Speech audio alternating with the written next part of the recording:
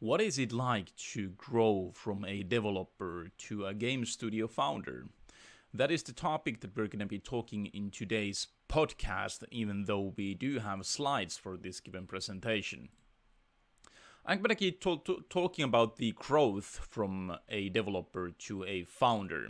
And this is my experience from being around 15 years in the game industry, working in various roles in various of companies and company sizes and such. And this is my thoughts on the given topic.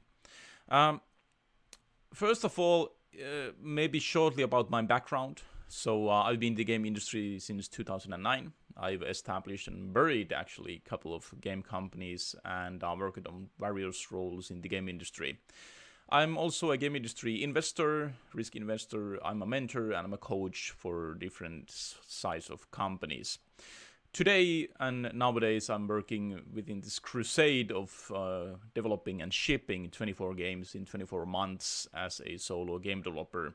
And all of these games that I ship are built to a universe I've been building with my kids for several years. You can actually follow that journey on my Patreon. The link is right there, the patreon.com/Chestercraft, in case you're interested in checking that out. Becoming a member is free, and if you're interested in supporting, there's a €3 subscription available on the Patreon account. But let's get into the topic itself. So first of all, I'm going to share my own point of view in the given topic. Like always, everyone who has become a founder of a game company has their own story to be shared, and this is my story and thoughts on the given topic. And I think the best case for everyone who listens to this kind of a podcast or thoughts on this topic or anything else is that pick the parts that you find interesting or that resonates for you from all these different topics available that you can browse through YouTube and every course and such, and pick the ones that resonate with you and build your own type of career in the game industry. I think that's the most important take on every course or lecture or whatever it is, to build your own type of making games. But that disclaimer aside, I'm going to be talking about more human approach in making games rather than the cold business side, because I think there's plenty of business side topics and lectures and such available already all around the places. But the thing that we don't talk that much about is the kind of the mindset of making games and the mindset of being a founder in a game studio. And I think that's maybe even the biggest bottleneck for many developers out there who find developing games, they're passionate about it, they want to make games, but when it comes to the kind of building a company, many are struggling to find like how you're supposed to be making these games, these profitable games, and at the same time follow my own passion in making the type of games that I actually like. And I think that's the conflict a lot of developers face these days, is that they try to find different ways in making games that they personally like, but they could still make it in a way that a lot of people would enjoy it as well. And I think that in a creative industry like the game industry, that's a big bottleneck for many.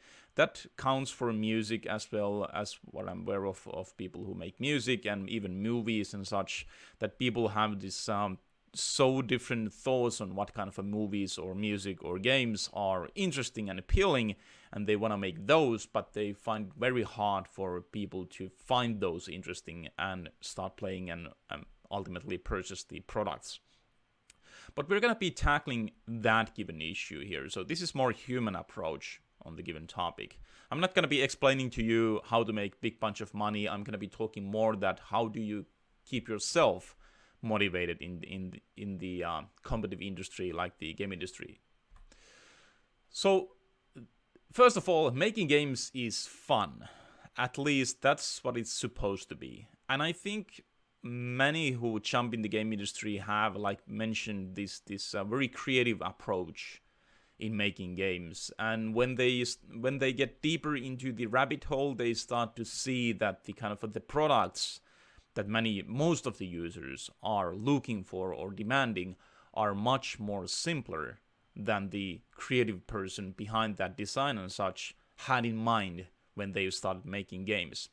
And I think that's a big thing for many. Well, some of us are very lucky that they already find the kind of the passion matching with players and their interests. But I think that for many, the problem is that they would like to make very different kind of games, but it's very hard to find an audience for this. But I think it's not impossible to do that, and that's also what I'm going to be talking in this given lecture or speech or whatever you want to call it. But making games is fun, and I think that's something we need to remember and remind ourselves very often, that when you're in the technical side of building games and trying to find an audience and making marketing materials and thinking of the target audience and making market research and such, you still are supposed to be having fun. Because the fun part, if you are enjoying the thing that you're creating, it most likely translates to the end product. So let's not forget that part when making your next or current project. We all come from different kind of backgrounds why we ended up making games. My story is totally different than yours, and your story is totally different than someone else's. And I think there's always a root cause why we decided to make games, why we didn't become a plumber, or why we didn't start working with electricity or renewable energy or whatever. Why games? And what is the root cause for that? And I think within that root cause is hidden on plain sight the reason and the kind of a thing what you're supposed to be doing in the game industry, but you're still trying to uncover that reason. But I will try to help with that. So, are you a founder or a developer? And that's a big question I tend to ask from people who want to establish a company and start releasing games, because I think those two are totally different things. You can be a very good developer in making games, but you are not maybe that good in becoming or being a founder of a game studio. I'm personally a solo game developer myself, so I don't obviously have a team around me. I do have freelancers who I work with, but in the end it's just me making games. So my founder experience is totally different than the ones who are actually been running a company that has employees a lot. It's a totally different story. But I've been there, so it's not totally unfamiliar for me. I've been there for years running a company that has employees as well, so I do have experience from that as well. But I think it's a very different thing to just make games, but also to think about the business side of things, because you're supposed to be ultimately pay your own salary at least, and hopefully for the rest of the team as well. So I think that's the aim. And when that's the aim, I think it's good to separate the two things, is that being a founder is totally different than just making games. So why? So are you building a game or a business? And I think there's a big difference in that, because if you are just building a game, you are most likely very passionate on that given single game that you are currently building, and you would like that game to be as best as possible, and you're putting basically all of your eggs in the same basket when focusing on that one single game to get that complete and get as many players as possible. But let's talk about the business for a moment, because I think those games that you make, if you ask me, those are the short-term victories.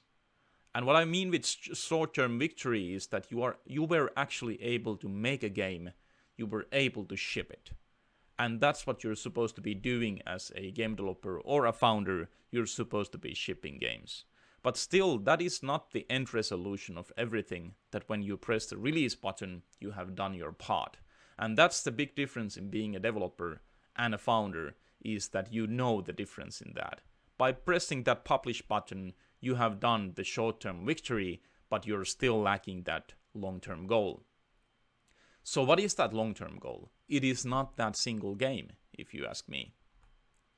So your passion shouldn't be only about building that game or games.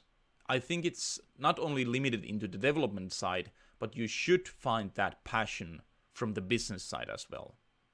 And what I mean with that is that the business side is obviously the one that pays you the salary. And if you're able to find different methods and practices in building something that you're super passionate about, that also has the mindset behind it, that why would someone be interested in buying that, and why would someone find value from it? And if you're able to find that combination of building products that also has the value proposition available, you are most likely building a business. But if you're just building a game, I think that's nowadays not just enough. You need to find more. Because in today's super competitive markets, it's more than valuable than ever to do that. Because the discoverability of games, as an example, is very hard these days. If you are, as an example, indie game developer, it's very hard to get your game out and find users for that. It's already a big burden to do that, and also if you're focusing into that one single game, it may not be enough if you just focus into that 100% and get the game out, and it doesn't sell good, so what happens next? But ultimately, if it does sell good, what happens after that? What you're supposed to be doing when you make a successful game, as an example. And believe it or not, but that's a big struggle point for many developers out there, that they're actually able to ship that successful game, but then they're very confused at what we're supposed to be doing next. Like the barrier is now high, what we're supposed to be doing here, and they start to struggle what to do with the successful game and such. And it ends up the company burning money to a lot of things that they're not supposed to be doing, just because they don't even have an idea what is the goal. So the discoverability has increased, or the hard mode of that has been increased since the past years. As you can see from the chart, I started on the year 2009, where on Steam there was 380 games released on that given year. And last year, 2024, there were a little less than 20,000 games released.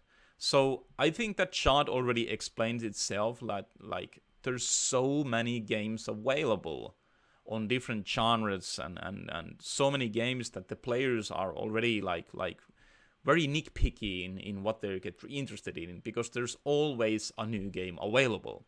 So why would your game be so interesting? And I think, like, if you're building a long-term goal for your business or your indie game development company or such, you're not supposed to be looking at that one single release, but on the years to come, what you're supposed to be doing, that you are going towards that goal. Even though your games won't be successful, you still have a goal that you're chasing. So building a good game is no longer enough. And I think there's so many things that prove that even though if you would make a super awesome game, it will still be in many ways a lottery ticket that won't promise you anything. There's so many good games on Steam that were never discovered. And there are so many games that hit the quality standards of that given genre, but the team or the founder or the indie game developer, or what you want to name it, didn't or was not able to translate that good game for the audience. And that happens very often these days. And that's obviously because you only have that one time slot when releasing a game on Steam, that if you fail the launch and the coming month or such of the launch, or basically the marketing before that, you may lose that very good opportunity just because you lost track that how do you get that game out. So there's so many examples already on Steam that didn't do that and wasn't able to get that the game discovered. So we should focus more in the rest of the areas in making games than just making a good game. Because unfortunately, like it or not, that is just not enough these days. So we should focus more in the building business which has a long roadmap of taking steps towards a business we're passionate about. And as you can see from the screen, I've been doing that for many years now. Building this secret universe of mine with my kids, writing stories. We have t-shirts, plush toys, VR games, card games, those physical card games. And we've been running art gallery for the things we've been doing and such. And there's like so many things that keep me fueled up and passionate for building these games, even though they are not successful in many ways. But I think that still the biggest value in this is that I have a thrive in working for the next game, even though how the previous game went. And I think that's a place and kind of what people should be chasing more or less. Not only about the business side of making games that make high profit, but also the value for you. Like, why are you so interested in building these games? But not only these games, but why are you doing all this in the first place? What is your motive in waking up tomorrow after releasing a game and starting to work with the next one? What is the longer roadmap that you're trying to aim to? Because it's very unlikely that your good game will get discovered, that you should count into that. And a lot of developers obviously hope for the best, that they make a very good game and they do their market research and they do everything to prepare the game for a success. But ultimately, the chances are very low that your game will be successful. So maybe already have in mind that whatever happens, even though the game would be successful or not, we will still have a plan that we're going to be going towards too. No matter the sales, as an example. And that's a place that is a very energizing for you, but also for your team, because you know what you're after. I don't say this to demotivate you, that the games won't sell and such, but I think that the big picture is something that we should be thinking more than just that single release of shipping a game. Because that's just one part of the whole business side and the whole journey in becoming a founder in the game industry and being a founder and running a sustainable game studio. We cannot look at that single release. So, just as a disclaimer, it's still possible to make that one-hit wonder. It happens, it still happens, it have happened, and it will happen. And we have so many examples on Steam of games that were not maybe hitting the quality standards, and if you look at the store page and even you play the game, it's hard to understand why this given game was successful. Because there are so many games that has the similar features. It's maybe totally same as the game that becomes successful, but the other one didn't. So what's the secret sauce in that? And I think the secret sauce in many of these is that the game developers, or many of them, just kept on making games, learning from each one and doing adjustments for the next game and for the next game and such. And ultimately, they started to discover these kind of different kind of patterns and methods and practices that they practice in these given games, and they start to find the players around those.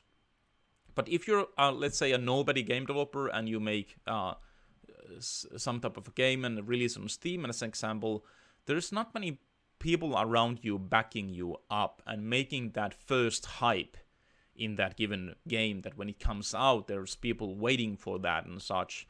It's very hard to build that nowadays. So especially on Steam, because you only have that store page available for the organic users who visit your store page. So it's very hard to convince them that this given game is something you're supposed to be interested in.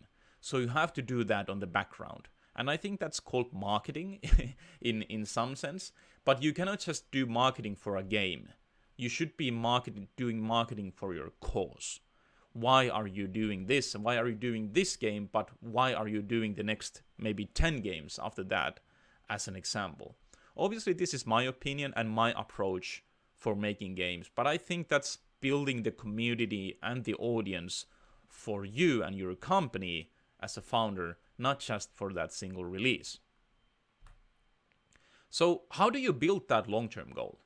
You can see on the screen like my KPIs, key performance indicators, like how I've been planning my own business there. Let's take a very quick look into that. So as an example, I started my journey in making 24 games in 24 months on September 2025. And the first plan for the quarter 4 of this year is that I gonna be shipping 4 games. I don't really look into any business KPIs or such. I just want to streamline the process of making games. And after this year, so 2026, the first quarter of that, I'm gonna be more focusing into the business side of things. So my aim is to build the Patreon members or the paid members on my Patreon there to 100 as an example. That's my key performance indicator for the start of the year. And also there's the quarter 2. My plan is to have 10k in sales for all the games. I'm currently not pretty close to that, but we will see, because there's so many games that I can be releasing before that end of quarter 2 of 2026. So it's interesting to see how the numbers ramp up within coming months and such. But the aim is that I have 10k sales right there. And the reason for that is just not a random number. Because in the end, the whole plan of this business, or any business, is to break even. And when you're able to break even, you're obviously able to continue making games. And I think for many startups and game companies, they already aim so high that they don't even have the number, like what is enough of money that they can run the business. And they don't plan the business and the game development side to lean into that how realistically we can achieve these numbers, as an example. Like this 10k by the end of quarter 2 is very realistic. It's like every game that I release would sell 1,000 euros. So that would already hit the goal. And the end of the year plan is that I could break even at the end of 2026. And that's my plan. And that's my long-term goal. It's not that single release that I'm making. My long-term goal is that I'm able to break even at the end of 2026.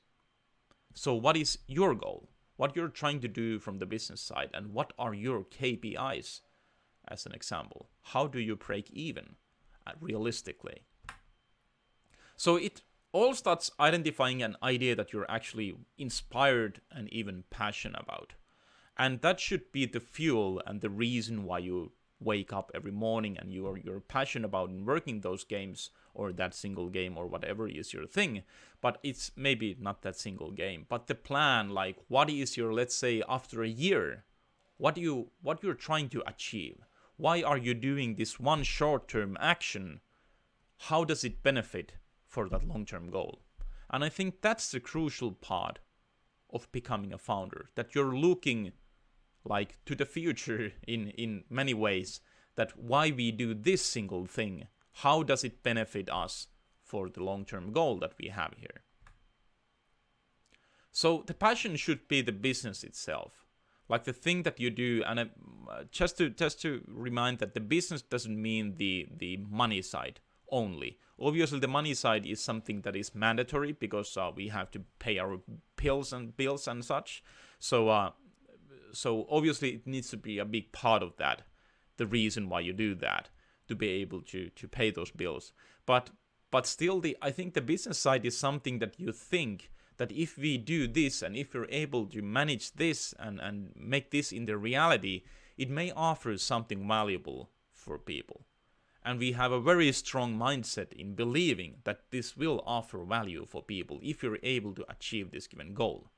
And for me, as an example, those shipping 24 games in 24 months is something that I think, and I'm very passionate about, is that I'm able to gather data and share that to other developers on my way, which I think will be very valuable for people to see how different kind of a genre of games perform on Steam, how do those sell, what people think about those, what kind of a feedback do they get and such. So I think that is so valuable in many ways, that if you have 24 games, one game shipped each month, you have so much of data that I can personally learn from a lot, but also the developers who browse my content and such hopefully find a lot of value from that as well. So that's one of the biggest reasons why I do this, but it's still the business side at the same time. So each of your game releases or other short-term actions, like those short-term actions can be something like maybe a social media post, or maybe that game release, or maybe attending a conference, or whatever it is, should be part of that, your ultimate goal, what you're trying to achieve. And if you have that ultimate goal of yours, you're able to plan every of those short-term actions to boost and build more awareness to that long-term goal of yours, not that just single game. And I think that's the biggest thing that you should maybe take from this or this given lecture is that every action you take should go towards that long-term goal of yours.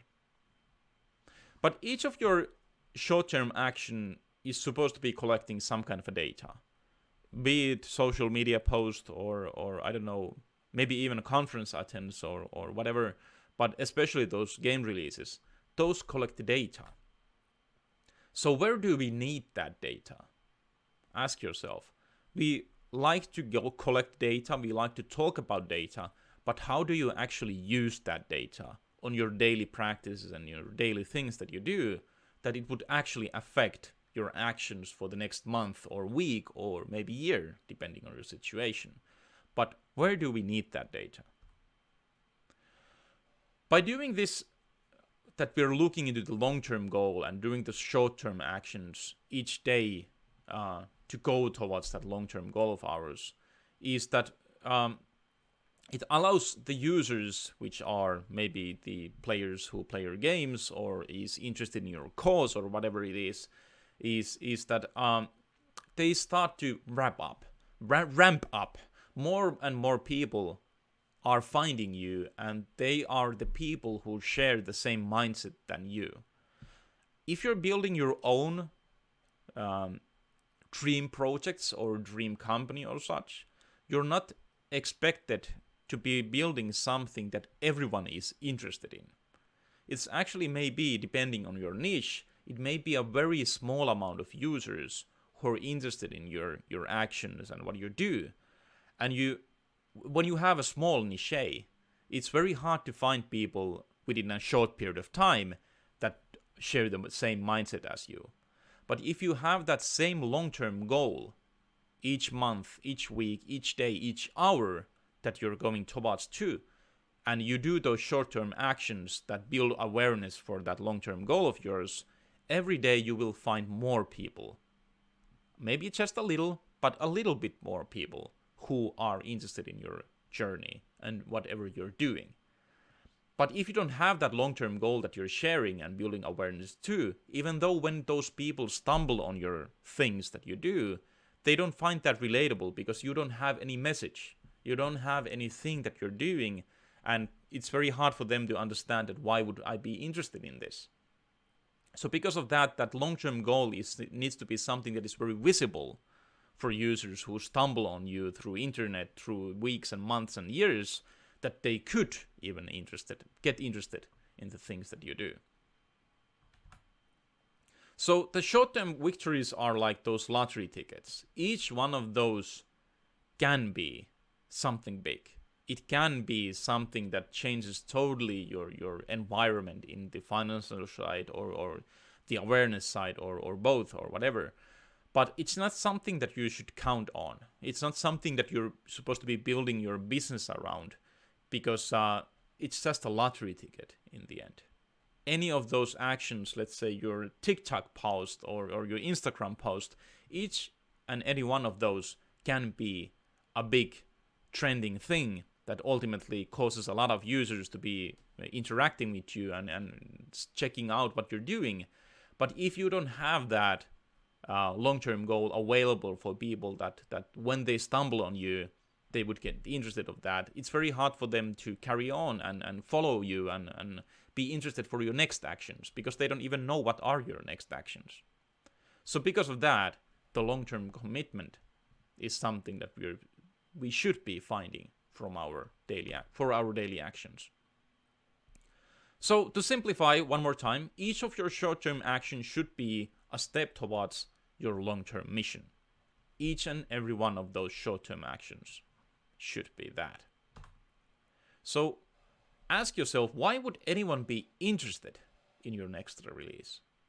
Just put it in your head and think for a moment that why would anyone be interested in your next release? You shipped a game last week, let's say that, and now you're building a new one. What did you do during that development that anyone would be interested from your next release?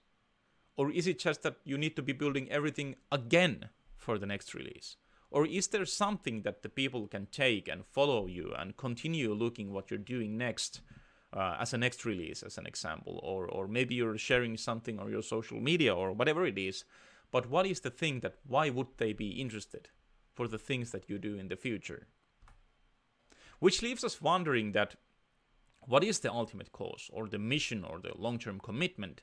I think it can be something very personal, but there are some basic rules that even though that you have a very personal reason for your ultimate cause or your mission, but it needs to be something super to explain.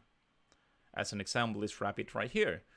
It needs to be something that is very simple to explain for someone that they understand what you're doing. It needs to be something that is easily relatable. And by relatable, I mean something that when they hear your mission or your long-term commitment, they understand that, I want to hear more about this. This sounds interesting and this could be interesting for someone, or this could be interesting for my grandparent or grandkid or whatever, or such. But they understand that what you're doing and it's easily relatable. And most importantly, it's something that you and your team are very passionate about.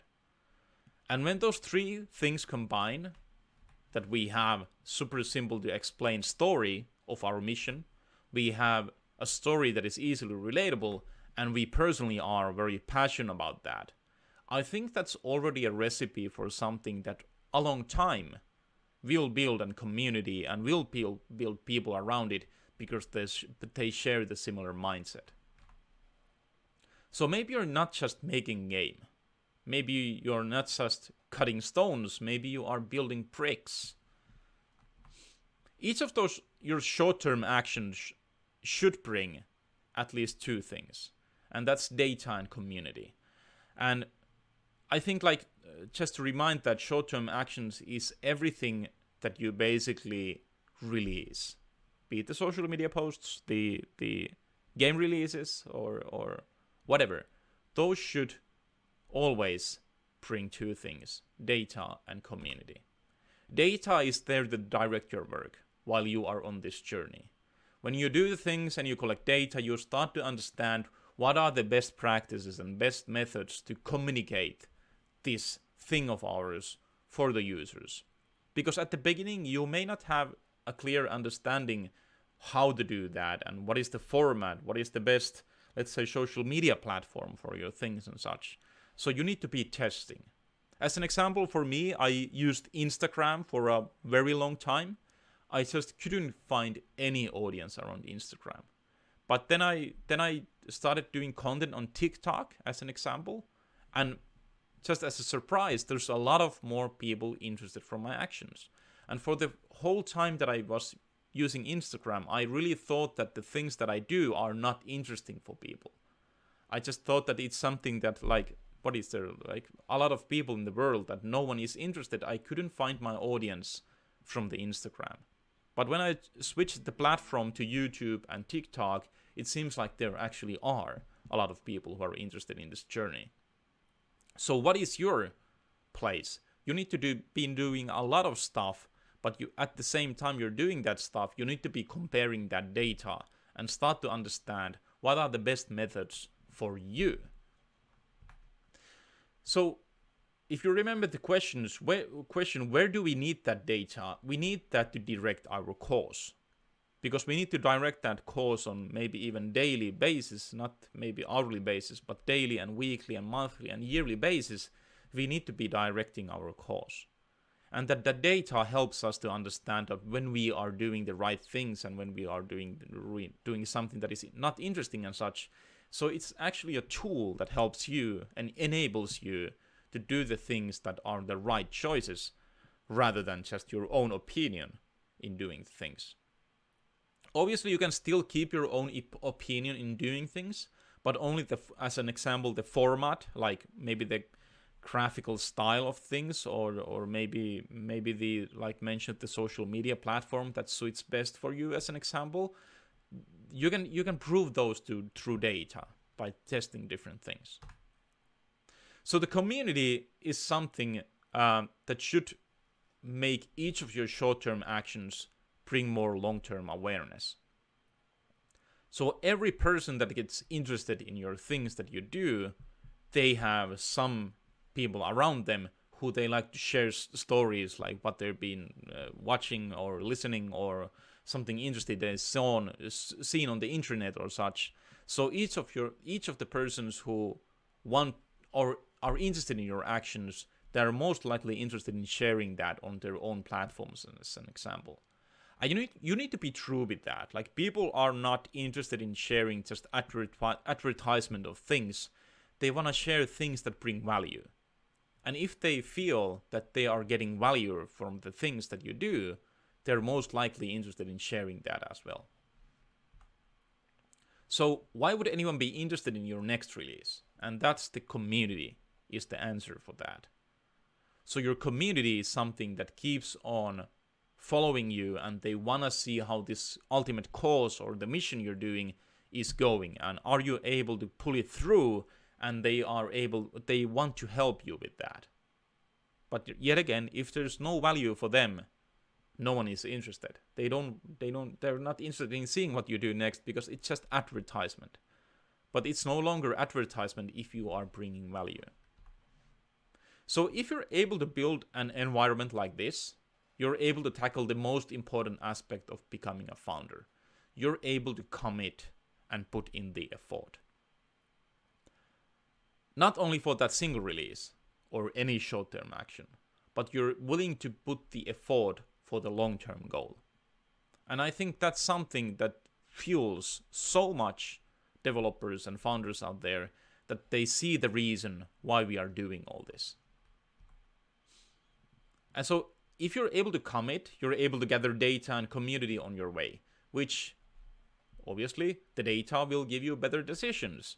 The community will bring you more awareness. And if you're able to continue doing this, you are collecting data, you're making better decisions by looking at the data, you have a little bit of more people around you each day or each month or whatever is the timeline. It's something that is basically a recipe for something that will, on time, become something interesting, if you just keep on doing that.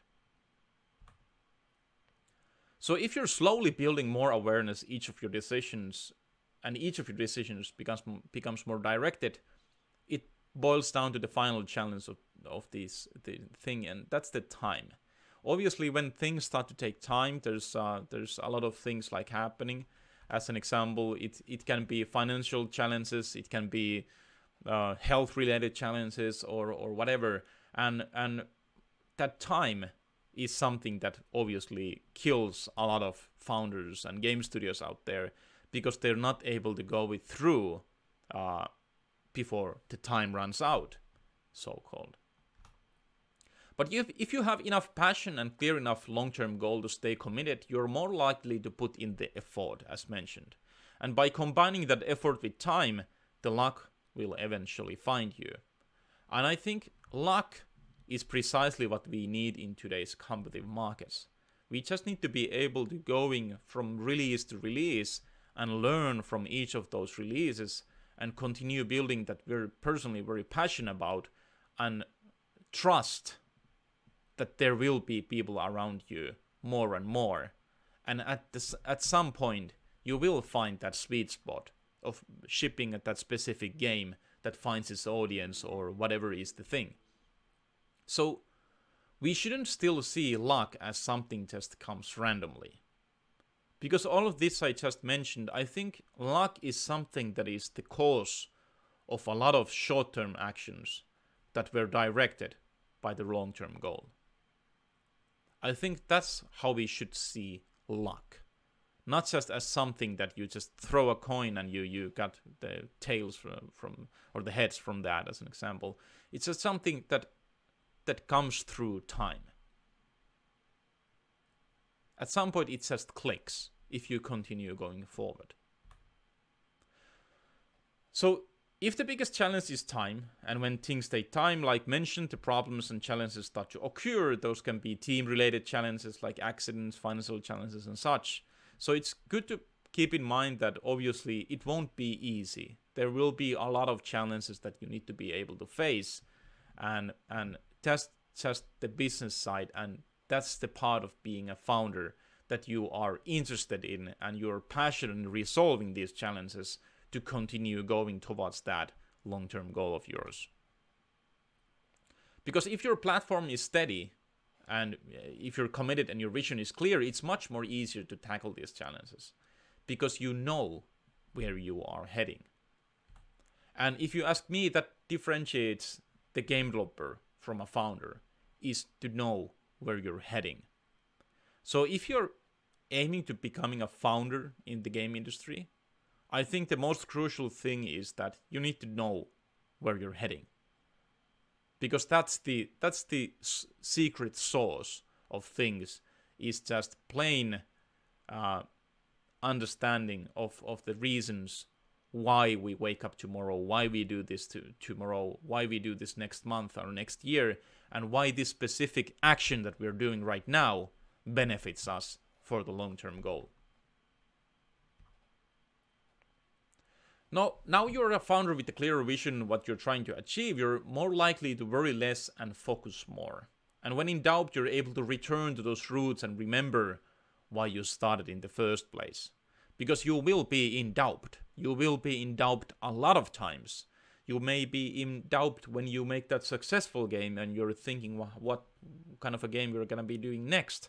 So you need to be facing this doubt at some point, even though. So why not start focusing into that and building that platform for your actions today, because you need to face that at some point anyhow. So start understanding why are you doing all this, and that will benefit you for the future to come. You can use that vision of yours that you build as a lens to hone your leadership skills and strategic skills to run a studio, or grow personally to handle the challenges you're constantly facing, because you have those lenses on. You have that vision in place that you're trying to achieve and you're going towards too. And at the same time, while you're going forward, you can practice your skills in becoming a better leader, or how to do better strategic decisions for your actions and such. You can still do that, and that's obviously using the data and building a community is something that you're supposed to be doing as well. But also to balance the creative passion of your team by taking short-term actions to your long-term business success.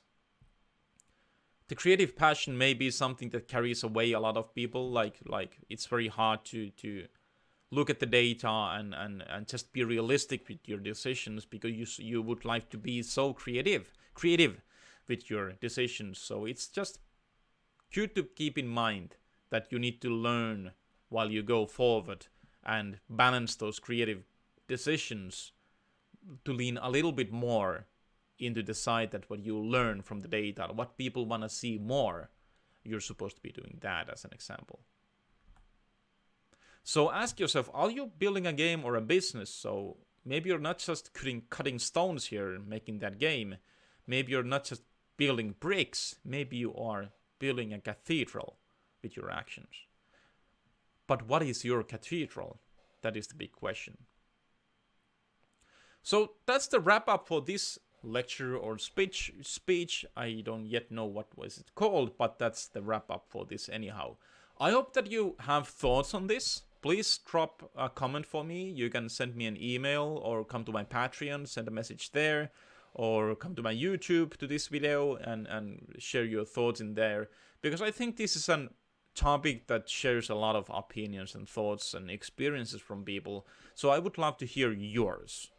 In case you watch to the end, make sure to drop a comment on some of the medias. You can also use the Discord to find me there and send me a message. I would love to hear your opinion on this given topic. But hey, I thank you very much for your time. And it's gonna be Christmas soon when recording this. So happy Christmas in case you watch it like after the release. And happy New Year for the 2026. And take care. Hope to see you on my Patreon. Cheers. Thank you and bye-bye.